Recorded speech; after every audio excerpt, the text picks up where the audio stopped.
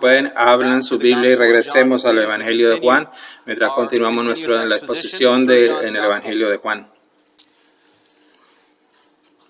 Voy a leer la sección que vamos a estar aquí y en las siguientes semanas para establecer el escenario, y en las siguientes semanas vamos a empezar en Juan 1, verso 35. Y lo voy a leer para poner todo el contexto hasta el 51, si lo leen conmigo. Al día siguiente, Juan estaba otra vez allí con todos de sus discípulos, y vio a Jesús que pasaba y dijo: «He aquí el Cordero de Dios». Y los dos discípulos le oyeron hablar y siguieron a Jesús. Jesús se volvió y viendo que le seguían, les dijo: «¿Qué buscáis?». Y ellos le dijeron: «Rabí», que traducido quiere decir maestro, «¿dónde te hospedas?». Él les dijo: «Venid y veréis». Entonces fueron y vieron donde él se hospedaba y se quedaron con él en aquel día, porque era como la hora 10:00. Uno de los dos que oyeron a Juan y siguieron a Jesús era Andrés, hermano de Simón Pedro. Él encontró primero a su hermano Simón y le dijo: «Hemos hallado al Mesías», que traducido quiere decir Cristo. Entonces lo trajo a Jesús, y Jesús mirándole: «Tú eres Simón, hijo de Juan. Tú serás llamado Cifas», que quiere decir Pedro. Al día siguiente Jesús se propuso salir para Galilea. Encontró a Felipe y le dijo: «Sígueme». Felipe era de Betsaida, de la ciudad de Andrés y de Pedro. Felipe encontró a Natanael y le dijo: «Hemos hallado a aquel que escribió Moisés en la ley, también los profetas, Jesús de Nazaret». Él le dijo: «José, el hijo de José». Y Natanael le dijo: «¿Puede algo bueno salir de Nazaret?». Felipe le dijo: «Ven y ve». Jesús vio venir a Natanael y le dijo: «He aquí un verdadero israelí en quien no hay engaño». Natanael le dijo: «¿Cómo es que me conoces?». Jesús le dijo: «Antes de que Felipe te llamara, cuando estaba debajo de la higuera, te vi». Natanael le respondió: «Rabí, tú eres el Hijo de Dios, tú eres el Rey de Israel». Respondió Jesús y le dijo: «Porque te dije que te vi debajo de la higuera, ¿crees? Cosas mayores que estas verás». Y le dijo: en verdad te digo que veréis el cielo abierto y los ángeles descendiendo y subiendo sobre el Hijo del Hombre». Qué grandiosa porción de la Escritura. Habla de muchas cosas y que tienen significado e importan para nosotros, cómo el ministerio toma lugar en la vida de la gente, y lo vamos a ver en la pasada de la Escritura. Y vemos la transición del ministerio de Juan el Bautista a Cristo. En mi vida yo recuerdo una ocasión particular que me impactó mucho. Qué importante es la transición de los ministerios cuando se hace bien. Que la antorcha que está aquí, que lleva a otros hombres que tengan cuidado. Y me recuerdo una sesión, un día en particular, que no estaba más convencido cuánto importa que el Evangelio se traspase en generación, en hombre a hombre y mujer a mujer. Así que tuve el privilegio de hablar en el oeste de Londres, en la iglesia, en un lugar muy especial. Me permitieron hablar en el tabernáculo de Metropolitano, donde Charles Spurgeon fue pastor hace 200 años. Ese día di una biografía de la vida de Spurgeon y del tabernáculo. Fue un tiempo glorioso que antes de este gran predicador llamado el príncipe de los predicadores, que había un grupo fiel de predicadores que antes de él vinieran estaban allí fieles, y estaba fascinado con el tabernáculo de la Metropolitana en el este de Londres, donde él era pastor. Y si usted quiere saber algo del ministerio, que ellos se reunían y habían líneas para llegar a escucharlo a él, para escuchar sus predicaciones evangelísticas. Ellos lo escuchaban cuando él las escribía y se repartían alrededor del mundo. Una de las historias favoritas del tabernáculo de Metropolitana, y cuando él era pastor allí, que estos hombres jóvenes, emocionantes, estudiantes de seminario, y se fueron a verlo a él y fueron ante él y necesitamos saber cómo eres tan exitoso en esta iglesia, cuál es el impacto, de dónde viene el impacto. En su forma le dijo: grato que estén aquí, yo les voy a enseñar dónde el impacto viene, y viene de mi sala de calderas. Y ellos le dijeron: La sala de calderas. ¿Qué significa la sala de calderas? Vengan, les voy a mostrar. Y él los llevó bajando debajo de la congregación donde ellos se reunían y abrió las puertas y había cientos de personas orando por cada domingo. Y él dijo, he aquí la sala de calderas. Spurgeon, llamándolos los pastores colegiales que vieron que era interesante, que una iglesia basada y de los hombres que preparaba para la iglesia. ¿Qué concepto? Su impacto fue tan que después de muchos años de ministerio, cuando él estaba a su muerte, ¿quién va a tomar ese lugar? ¿Quién va a tomar ese púlpito del príncipe de los predicadores?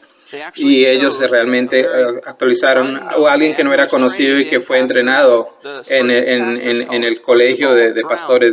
Su nombre era Archibald Brown. Y ninguno de ustedes ha escuchado ese nombre probablemente. Y recientemente Ian Murray escribió la biografía de este hombre, el sucesor de Spurgeon. Y Murray en su biografía dice que era imposible encontrar contexto acerca de él. Y aún así, él fue fiel. Él no fue famoso, pero sí fue fiel. Él no era conocido como Spurgeon, pero fue igualmente fiel. ¿Y sabe por qué? Y de Charles Spurgeon a Archibald hasta este día, esta iglesia del Metropolitano tiene testigos fieles predicando allí. 2 años después, hay alguien fiel predicando allí porque el evangelio ha sido pasado de una generación a otra y el evangelio sigue brillando en esa parte de Londres. Qué grande. Y tomo ese día y entonces los tomé con ese tiempo. Yo dejé ese Metropolitano esa vez y fuimos a otra iglesia famosa, y esta fue la iglesia del doctor Martin Lloyd-Jones, y estábamos emocionados que estábamos allí donde él predicaba y donde él predicó por muchos días, y encontramos que podíamos estar y ver a su oficina y ver todos los lugares donde él estudiaba y aprender acerca de Jones, y nos pararon en la puerta y nos hicieron, lo lamentamos, pero no pueden venir en la iglesia, tenemos una conferencia aquí en proceso. Y yo sé quién está hablando, y nunca porque ve a mi izquierda y vi un banner de alguien conocido, de alguien que es un falso predicador llamado John Fugel, que habla sobre el Evangelio de la Prosperidad. Y yo pensando en eso, un momento, ¿qué ese demonio está haciendo en el púlpito de Martin Lloyd-Jones? ¿Cómo es que esto está pasando? ¿Cómo es que un predicador falso se está sentando en un púlpito donde Jones predicó por tanto días? Yo tuve ese momento donde dejé el Metropolitano, la iglesia metropolitana, y que encontramos un hombre fiel después de junio, y vemos al otro lado donde hay alguien, un falso predicador, predicando donde estaba el Metropolitano. Nunca volví a ese momento. Y en ese momento estaba más convencido qué importante es traspasar a la siguiente generación. Es complicado lo que pasaba allí en el Westminster después de Jones, y es grandioso leer lo que pasó en el otro después de que Spurgeon murió. Lo que está pasando allá en el Westminster, y en contraste con el de Jones, que un hombre escogió a alguien correcto para pasarle. Uno de esos grupos escogió el hombre, alguien piadoso y que mantiene la antorcha del evangelio, y de generación tras generación se mantiene, y una iglesia no lo hizo. Y las consecuencias son desastrosas. Algún día, cuando yo deje esta ciudad y vaya a la gloria, yo pienso que esta iglesia, Cornerstone, tenga el hombre correcto, continúe liderizando el guía fiel y lo traspase a la siguiente generación. Así que mis nietos y mis bisnietos también tengan lo mismo. Eso es lo que se supone la vida, generación tras generación, teniendo cuidado y traspasándolo cuidadosamente a la siguiente generación. Y cuando el hombre no hace eso bien, es desastroso. Dios declara, la gloria de Dios deja y tienes un lugar lleno de gente, pero falló en el traspaso del evangelio a la siguiente generación, sin encontrar el hombre correcto, preparando al hombre correcto, replicándolos y liderizándolos antes de que tú te vayas. Eso supone lo que el ministerio deben hacer. ¿Por qué nosotros también? ¿De dónde aprendemos eso? ¿Por qué es tan importante? Bueno, en el pasaje que estamos hoy es exactamente lo que vamos a ver en la vida del Señor. Vamos a ver que el ministerio de Juan el Bautista, que se lo da a nuestro Señor, inmediatamente el Señor Jesucristo empieza a recoger y colectar a esos hombres que van a ser los testigos. Y allí vemos en el Evangelio, en el libro de Hechos, la narración. ¿Qué es lo que lucía cuando tú haces un traspaso correcto? ¿Qué es lo que luce cuando replicas y entrenas a los hombres correctos? Si recuerdan, si lo hemos visto, estamos viniendo del ministerio de Juan el Bautista. Está solo bautizando a Jesús. ¿Y por qué eso es tan importante? Porque Jesús, el ministerio hasta este punto, estaba en oscuridad. El bautismo de Juan el Bautista tomó el ministerio de Jesucristo a la vida pública. Note allí, verso 32 y 33. Yo testifico diciendo, he visto el Espíritu descendiendo como una paloma y se posó sobre él. Y yo no lo reconocía, pero el que me envió a bautizar en agua me dijo, aquel sobre quien va a ser el Espíritu descender y posar sobre él, este es el que bautiza en el Espíritu Santo. Yo lo he visto y he dado el testimonio de que este es el Hijo de Dios. Vamos a regresar al verso 34. Vamos a pararnos allí. Pero no para que sea manifieste, para que su ministerio sea público, yo lo bauticé a él. John el Bautista nos está poniendo aquí, amados, lo que Juan el Bautista vio en la escena y que Jesús empezó a hacer público. Y lo grandioso es que inmediatamente el bautismo de Juan el Bautista desciende de la escena y Jesús asciende a la escena. Inmediatamente lo que usted ve allí, John pasando los discípulos a Jesús y Jesús tomando, inmediatamente los toma y replicándolos.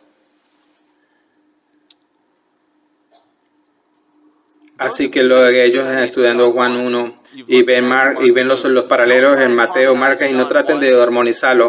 Y el recuento de John aquí con Marcos, Mateo y Lucas, ellos son diferentes, eventos diferentes. Aquí Juan solo toma 5 hombres que Jesús los va a tomar y donde va a vertir el ministerio y después eventualmente va a llamarlos, y es lo que vemos luego en Mateo.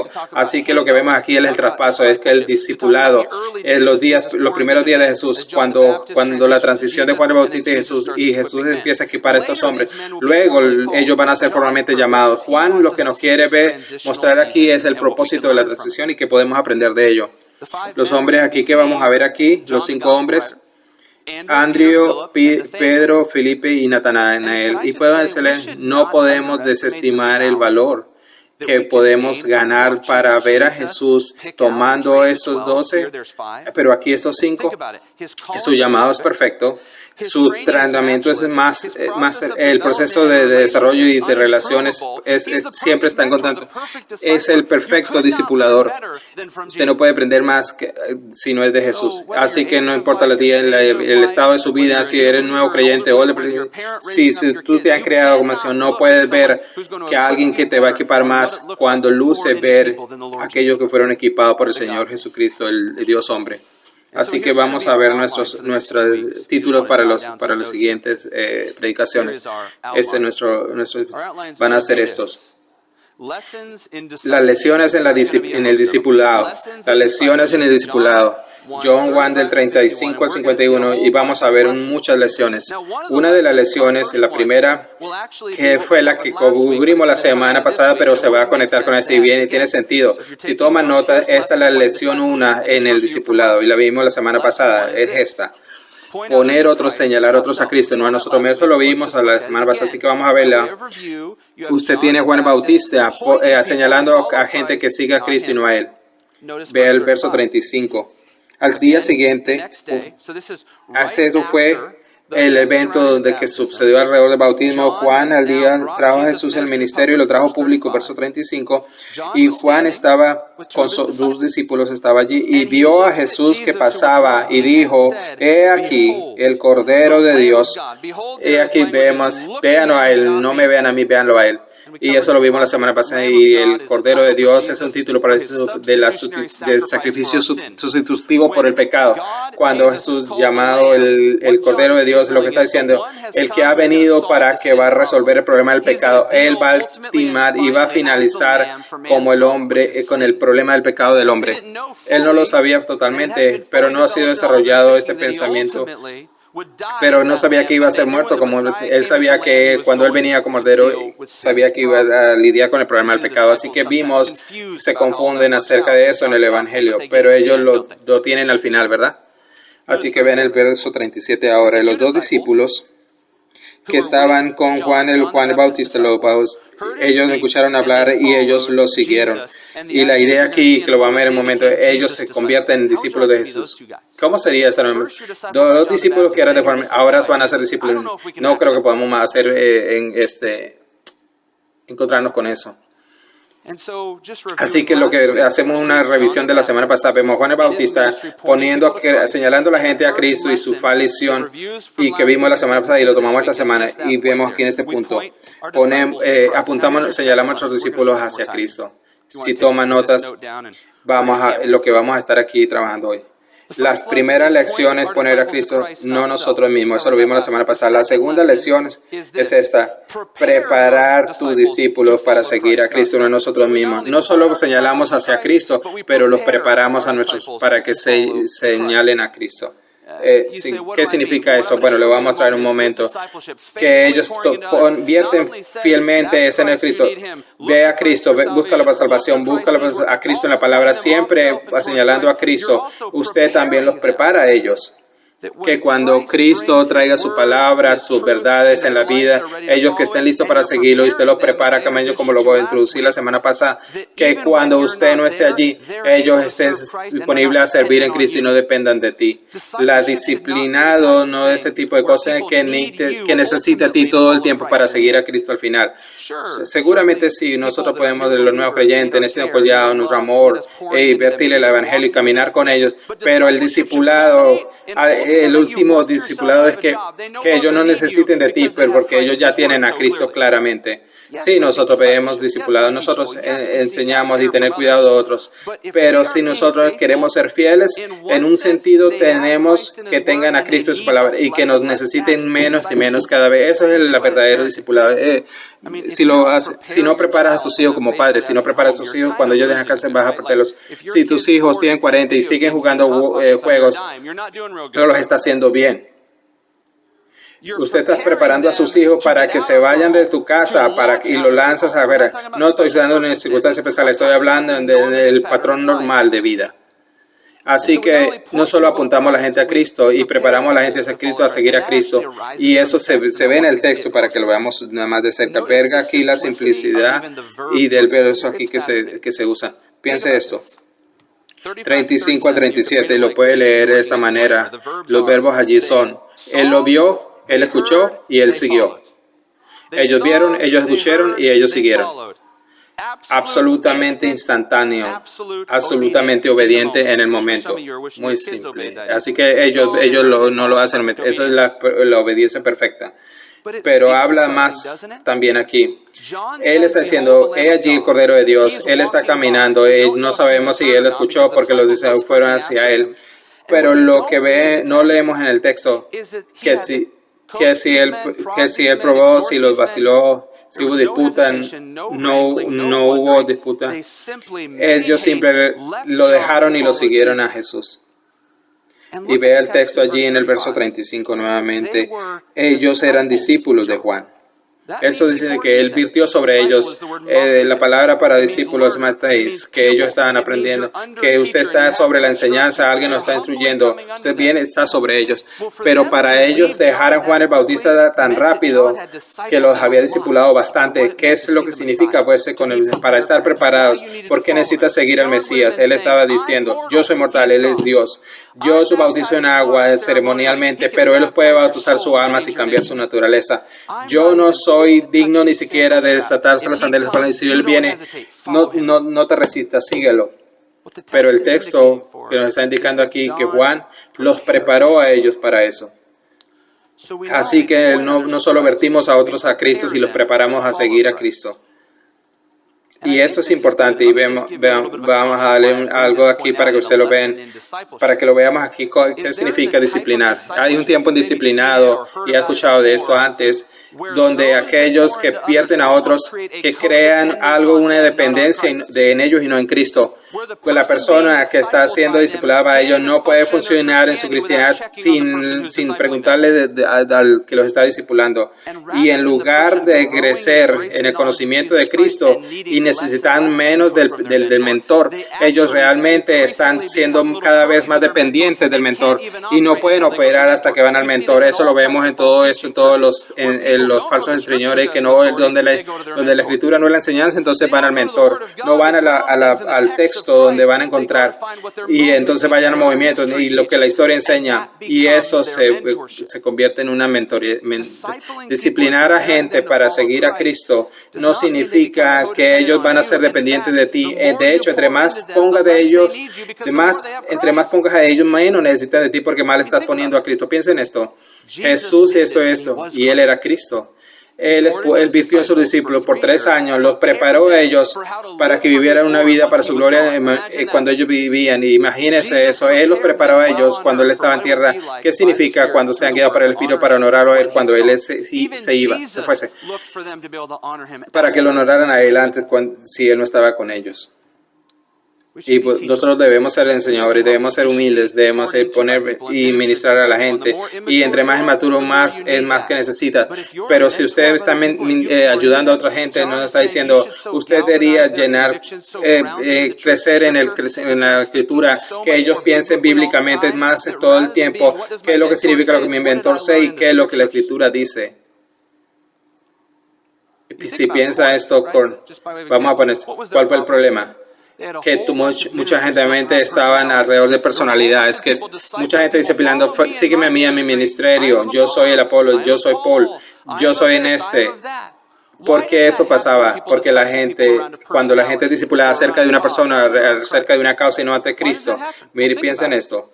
Si usted discipula a gente que siga a Cristo y toda la gente único, todos vamos a la misma meta. Pero si usted discipula a la gente para que te siga a ti, disciplinando movimientos, mi estudio bíblico, hace una segregación y la persona y la regulación, no hay una unidad de Cristo allí más. Es un manejo de discipulado hacia la gente, no a Cristo. Así que Juan fue fiel en este discipulado. Él preparó a estos hombres para que al final siguieran a Cristo. Y lo hacemos aquí, es emocionante aquí porque lo hacemos. Tenemos el Ministerio Español, tenemos traducción simultánea y poniendo a la gente en otro idioma, eso es grandioso. Tenemos estudios bíblicos.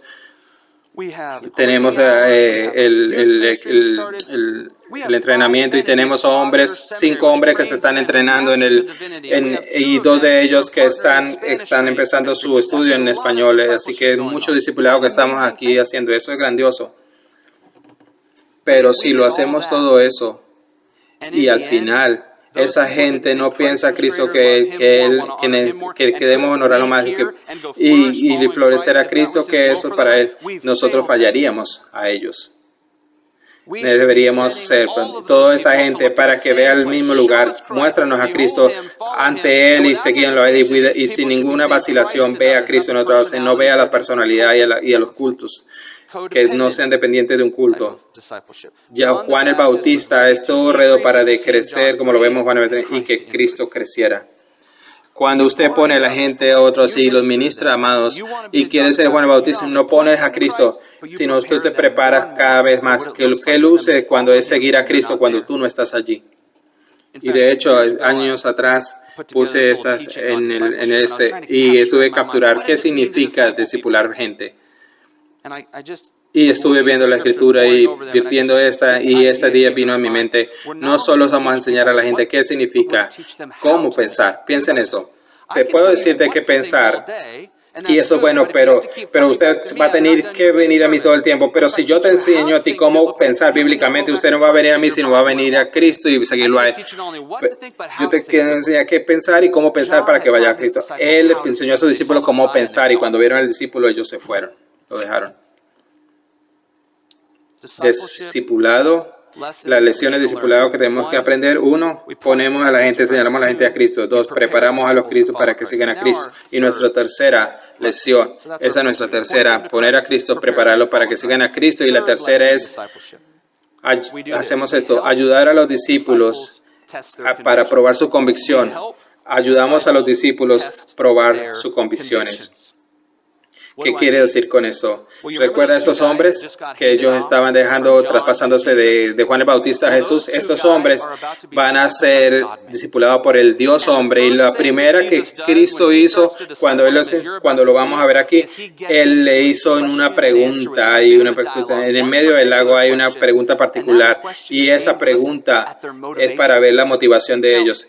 Esto es impactante. Ellos estaban viendo a Juan el Bautista, siguiendo a Juan el Bautista, viendo el bautismo de Jesús, vieron el cielo abierto, el Espíritu bajando como una paloma y poniéndose en Cristo. Ellos escucharon a Juan predicar el Evangelio y ahora están siguiendo a Cristo. Y cuando ellos ven aquí a Cristo a seguir, y lo primero que Cristo hace está preguntando, ¿son genuinos en seguirme? ¿Son verdaderos seguidores míos? ¿Son verdaderamente discípulos? Vean el texto en el verso 38. 37. Ellos, los dos discípulos, escucharon y siguieron a Jesús. Y mira el 38. Y Jesús se volteó y los vio siguiendo y les dijo, ¿qué buscáis? Imagen esta escena. Jesús está pasando por allí. Ellos vinieron a él y ellos dice que se voltearon. Por el primer tiempo y por la primera vez probablemente estos dos hombres, en un momento les digo quiénes son, están viendo en la eternidad, están viendo al Dios, el hombre en persona, y la idea aquí que Jesús se dobló y les dijo y se conectó con ellos en una conversación de disciplinado. ¿Quiénes eran estos hombres? Se te pueden preguntar. Si ven el texto, un poquito más adelante en el texto 40, uno de ellos era el hermano de Pedro, Andrés. Uno de ellos que escuchó era Andrés, hermano de Simón Pedro. Pero ¿sabe qué? Pero no dice uno de los dos. Y todo el tiempo que estos textos nosotros preguntamos dos, pero solo uno ha mencionado. ¿Quién es el otro? Es la pregunta que nos hacemos. Le voy a decir quién es el otro. John, el escritor de este evangelio. El mismo que dice que no se quiso mencionar su nombre y se llamó él durante todo el Evangelio. Él se llama el que Jesús amaba. No significa que él era merecedor del amor de Jesús, que era especial para Jesús. De hecho, lo que vemos aquí en el centro de esta sesión, yo no soy merecedor de ser mencionado aquí, así que voy a hacer que no sea mencionado aquí en el centro de la narración. Voy a dejarme aquí en el anónimo y dejo solo hombre. Este es un hombre humilde, que lo vemos aquí, que nosotros debemos hacer en el sermón también. Así que es un hombre humilde. Así que tienes aquí Juan y a Pedro y vienen a Cristo. Y quiero que piensen esto. Ellos están aquí viendo a Cristo y ellos están esperando con Él. Y ellos no pueden esperar por verle. Y Él voltea a ellos y mira la pregunta que les hace. Regresen al texto. Verso 38. Él les dice, ¿qué buscáis? Debemos pararnos allí por un momento. No dijo, ¿a quién buscas? Eso es una pregunta diferente. Piensen en eso. Él dijo, ¿qué buscáis? ¿Y cuál es la diferencia entre qué y quién? Él sabía quién era Él. Ellos sabían el mensaje de Juan el Bautista, que el Mesías venía. Ellos vieron el bautismo y vieron la cosa sobrenatural que pasó cuando la paloma bajó del cielo. Ellos vemos de el verso 8 que ellos sabían que era el verso 40.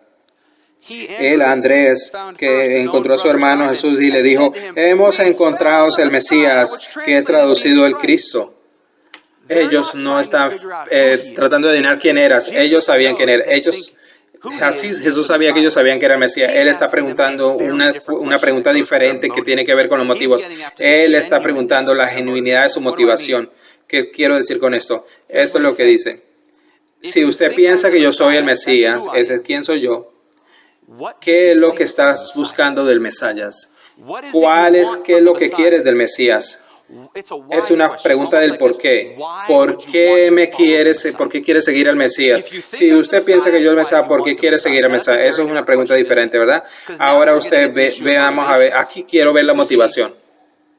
Todo lo que vemos en el Evangelio, en el Juan, que buscan a Jesús, al Mesías, por una razón incorrecta, porque a veces estaban hambrientos. Encontramos en Jesús 6 que la iglesia va al movimiento y desaparece. Encuentran allí que los judíos quieren reputación y quieren ser significativos, quieren ver que Jesús sea un Mesías político social, y lo vemos en el 3, en el 6, en el 8. en el 9 y en el 10, vamos a ver discípulos que se están yendo porque tenían una falsa motivación para seguir al Mesías. Todo en el texto.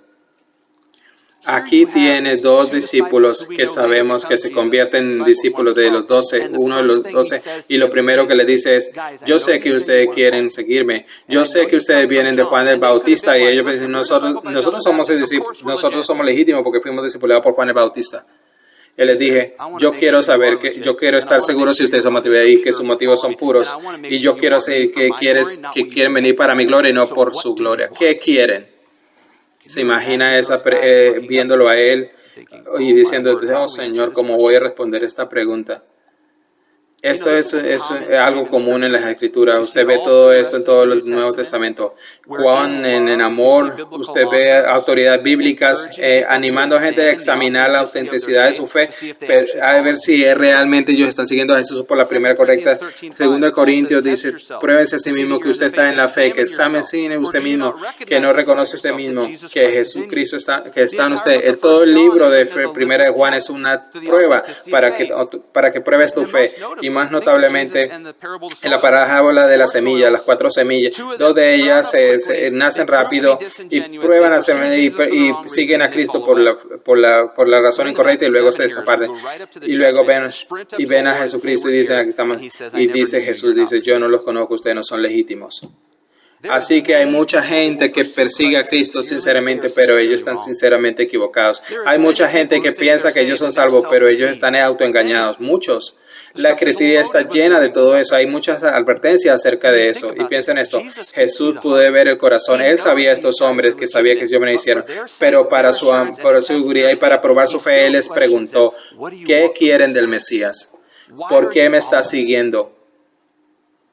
Vamos a tratar de ilustrar esto, que lo que podría ser correcto o incorrecto en la motivación. Escuché años esta pregunta filosófica. No me gustan las preguntas, pero esta nos va a ayudar a decir lo que Jesucristo estaba buscando sobre ellos. Así que Jesús lo estaba presionando para ver si ellos lo estaban siguiendo por la correcta razón, no por lo que iban a ganar, sino porque lo amaban y lo querían adorar. Así que una cuesta filosófica que John Newton la introdució y viene a ver lo que Jesús estaba buscando en la pregunta que le hizo a ellos y dice así, usted me seguiría, usted aún seguiría a Cristo toda su vida terrenal, y incluso si después de morir tú no tienes idea que vas al cielo. Por supuesto, nosotros no tenemos que responder a la pregunta porque somos creyentes. Nuestra seguridad es eterna, tenemos adopción, la salvación no se puede perder. Nosotros vamos a pasar la eternidad con Jesús en gloria, pero la pregunta va a la motivación, ¿verdad? Si todo lo que tú tienes, todo lo que tienes en esta tierra y todo lo puedes ver en ti mismo, en Cristo, ¿qué harías con ello? Si al final no sabes si vas al cielo. Usted ama al Señor Cristo tanto que si tú te tienes solo esta vida, pues usted piensa que Él es digno de oración porque te lo amas gratamente y que da su vida, inclusive si no sabes qué va a pasar antes de que muera. Eso no va al profundo del corazón del hombre. Loco que tenga, yo quiero vivir esta vida terrenal para su gloria y no puedo esperar para verlo a Él en el cielo. Y pienso que esto podemos llevarlo a la idea, ¿por qué la gente quiere ir al cielo y por qué no quiere ir al infierno? Si quiero decir, si algo viene a quitarnos, usted puede vivir toda la vida, pero al final vas a ir al infierno. Y todo lo que tiene aquí es una vida terrenal para vivir por Él. Y yo podría llorar, pero yo no, porque no tendría temor a la muerte. Yo estaría doloroso porque no estaría con el dolor, con el Señor eternamente. ¿No ves que la gente, si ellos no están pensando cuidadosamente y perseguir a Cristo por la razón incorrecta y esa pregunta ilógica, no, la estaba partiendo, así que voy a ilustrarla de forma diferente. ¿Qué tal y tú y yo vamos a las calles en Houston y hacemos una encuesta? Y nuestra encuesta es básicamente preguntarle a la gente que si ellos quieren ir al cielo o no. Y vamos a hacer, es un lugar de tormento eterno. ¿Usted quiere ir allá? Va la gente a decir, no, yo no quiero ir allá. ¿Quién quiere ir? Eso es loco. Yo no creo en el infierno, van a decir. Pero igual no quiero ir al infierno. Incluso los no creyentes, hay algo en ellos, yo no quiero ir al juicio. Pero ¿qué tal si nosotros le seguimos con nuestra pregunta? Si usted no quiere ir al cielo, al infierno, si no quiere ir al infierno, ¿quiere vivir una vida para devoción y adoración a Cristo? Y ellos van a decir, no, no quiero vivir para mí. ¿No ves la diferencia? Es mucha gente que no quiere ir al infierno, pero tampoco quiere a Cristo. Eso puede pasar en la iglesia también. Puedes tener gente que profesa a Cristo, que quiere seguirlo por seguridad. Yo quiero escapar, yo quiero ir, que yo no quiero ir a ese lugar malo. Pero no hay nada en su vida que vive para de devoción a Cristo. No viven para ellos viven para sí mismos. Pero ellos se sienten felices de tener como un seguro de vida. Ellos quieren vivir para sí mismos, no para Cristo. ¿No ven? Que la motivación puede ser rápidamente torcida. No significa que no separamos de la ira de Dios al creyente. Él piensa que merece el desierto, que deberías ir al infierno, y que sería justo si Dios te mandara. Pero gracias a la misericordia y la gloria del Evangelio y el poder de Cristo y el pecado de los pecados que nos ofreció, Él se lo puso en Cristo y nosotros confiamos en Él, en salvación y nos salva. Y todo lo que tú quieres es vivir para Él. Y así que ellos ponen el refugio en Él. Porque Él es el Señor, Él es el Mesías. Así que piense aquí a la pregunta, ¿qué piensa? ¿Tiene mi beneficio? ¿Quiere lo que puede ganar? ¿Porque quiere un Mesías político? ¿O porque cree que yo soy merecedor de tu adoración? ¿Qué es lo que quiere? ¿Qué es lo que tú ves? Yo no sé qué es lo que tú ves en Cristo. Usted ve perdón de los pecados, salvación en el Evangelio. Usted encontró refugio en Él porque Él te salvó. Porque si usted está allí con esos hombres, yo quiero vivir para ti. Lo que yo quiero ver es a ti. Lo que yo quiero vivir para ti. Yo quiero honrarte a ti. Tú me salvaste. ¿Qué es lo que más quiero con mi vida?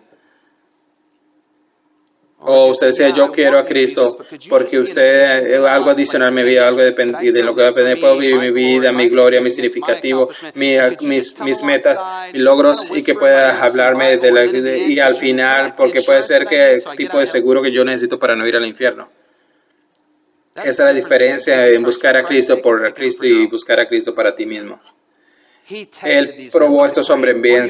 ¿Qué buscáis? ¿Qué ven?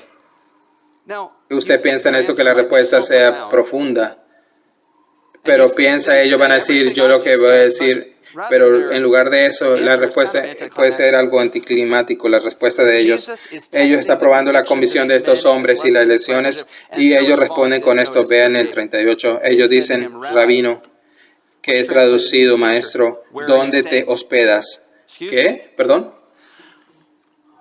Yo, Jesús, estoy presionando en la realidad de su convicción y ellos me dicen, ¿podemos ir a la cena contigo?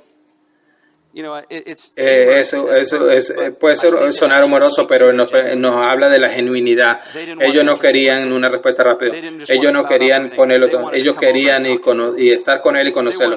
Y ver estar con Él y ver su motivación y escuchar sobre Dios el hombre y ver las implicaciones y ver que ellos eran seguros. Ellos querían ir con Él.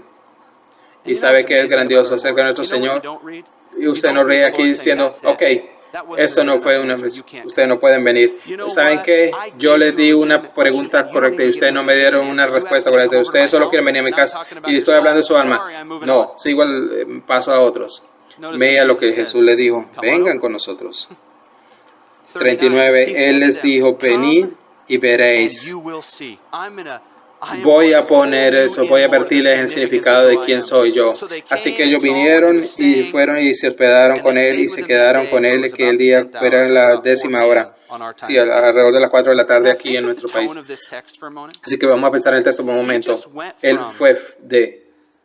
Yo te voy a preguntar la realidad de tu conversión y si realmente tú eres genuino, verdadero, y usted quiere venir para la cena y dormir allí, y venir y pasar el tiempo, pasar la noche con nosotros, y que yo les cocine, y que cualquiera tenga cuidado.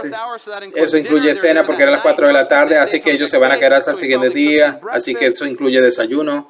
Jesús fue el último balance aquí entre verdad y gracia. Como lo vimos en el texto, en el 17, que Él era verdad y gracia. Jesús era, Él ve la verdad y les examina que se vieran la realidad. Y también fue gracioso porque les dijo, vengan y estén conmigo en la casa. Así que piensen esto, voy a tener cuidado. Así que en América somos muy fáciles de ofender aquí en América. A menos que alguien le pregunte esto con una pregunta con esta simpatía. ¿Por qué me odias? ¿Por qué me puedes preguntar eso? ¿Cómo te atreves? ¿No ves aquí que Cristo está haciendo algo muy amoroso aquí? Él está preguntando una pregunta de la motivación para saber que lo están siguiendo por la razón correcta y donde Él no encuentra la claridad. Bueno, y a pesar de que no tuvo la respuesta correcta, los trajo a la casa para hablar con ellos y para indagar en la respuesta. Amados, este es un cuadro de ¿qué significa discipulado? Este es un cuadro de verdad y gracia y de hecho esto nos mueve a nuestro cuarto punto, nuestro tercer y cuarto punto. Él pone a Cristo, prepara a los discípulos de Cristo, ayuda a los discípulos para probar sus convicciones acerca de Cristo. Y este es el cuarto, la lección que vemos en el cuarto. Cuando usted está preguntando a alguien, cuando caminando a alguien y que lo lleva al texto, vemos la realidad. Mire lo que va a hacer. Usted abre su corazón, usted abre su casa, su corazón para la necesidad de los discípulos. Usted lo prepara para Cristo, los ayuda a poner a Cristo. Y al final, el número 4, abre su corazón, su casa y la Biblia para discipular las necesidades del discípulo. Note aquí, él no fue rudo, él no dijo que no tenía tiempo para la gente. No lo vemos aquí.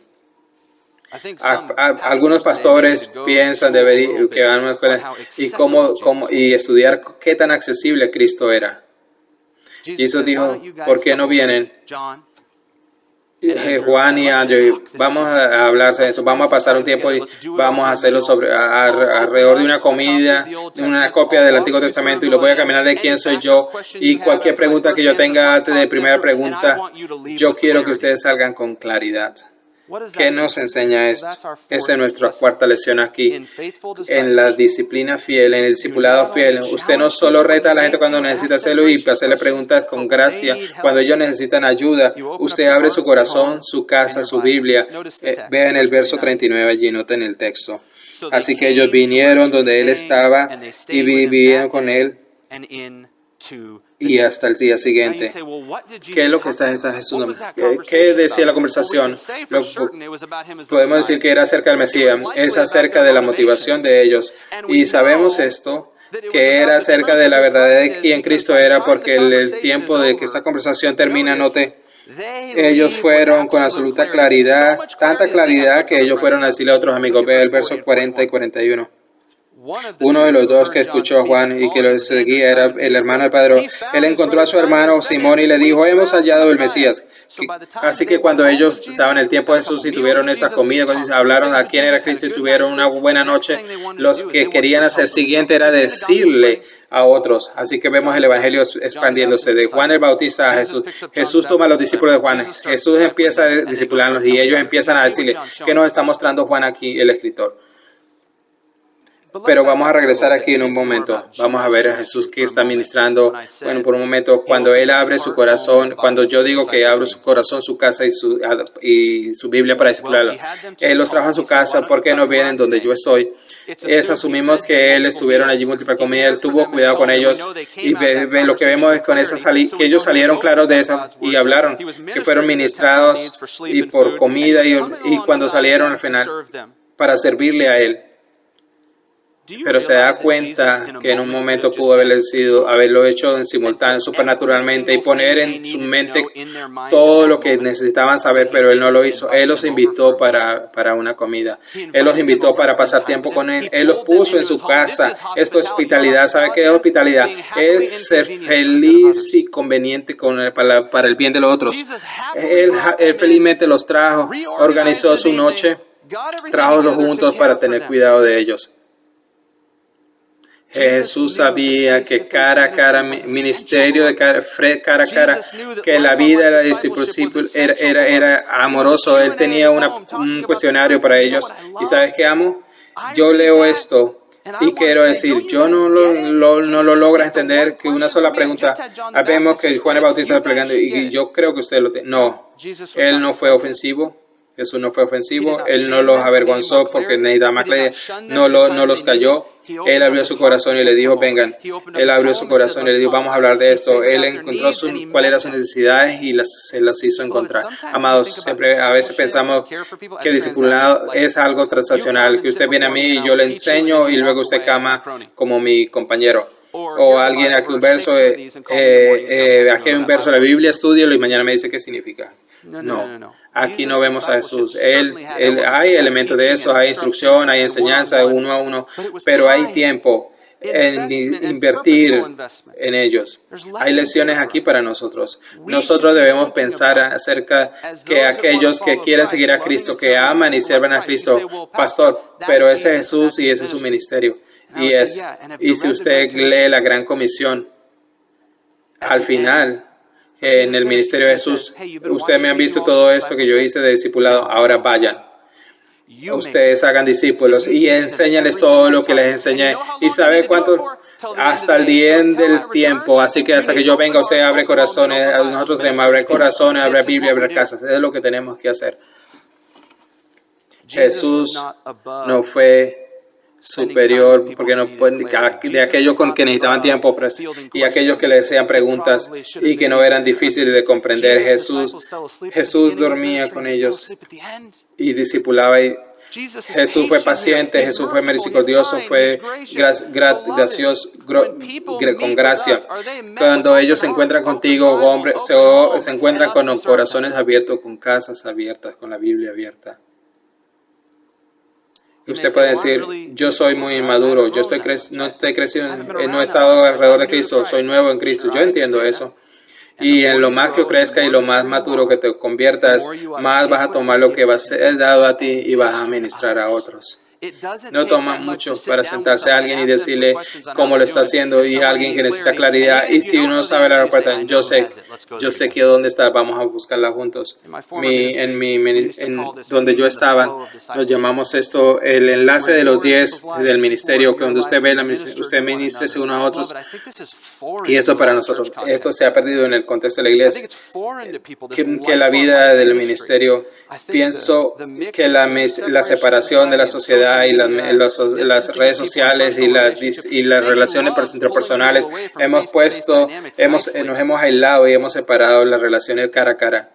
Jesús podría haberles puesto todo en un momento. Él, en lugar de eso, tuvo una conversación con ellos, una cena, y hablaron al respecto de su pregunta. ¿Qué sabe que sería grandioso ser conocido por eso? Yo conocí a alguien y me dijo, y él siempre pone a la gente a Cristo y él prepara a la gente para que siga a Cristo. Y ¿sabe qué? Él hace buenas preguntas que ayuda a la gente como de la motivación y animarlos a la verdad. Y cuando habla su corazón, abre su casa y la ama que la gente siga a Cristo. Esa es esa persona. Usted le ha enseñado a una persona que tiene que ser como Cristo. Qué gran cosa ser de esa manera, que podamos ser así al final de nuestra vida. Así que nuestras lecciones, 4 lecciones, y que el Señor nos ayude y fascinarnos en esto, que seamos gente que sea conocido, que pone gente a Cristo, que prepara discípulos a seguir a Cristo, que ayuda a discípulos a probar sus convicciones y que abremos nuestro corazón y nuestra casa, nuestra Biblia para... ¿No sería grandioso que nuestra iglesia sea conocida por esto? Así que vamos a orar. Señor, gracias por tu palabra, este tiempo. Gracias por mis amados amigos, por todo el trabajo que estás haciendo aquí entre nosotros, Señor, pero que no nos comparemos con otras iglesias, el estándar de otras iglesias, que no nos comparemos a otras letras y otros estándares, Señor, que tú seas nuestro estándar, que todo lo que queremos es ser como tú para tu gloria y tu nombre, en tu nombre oramos, amén.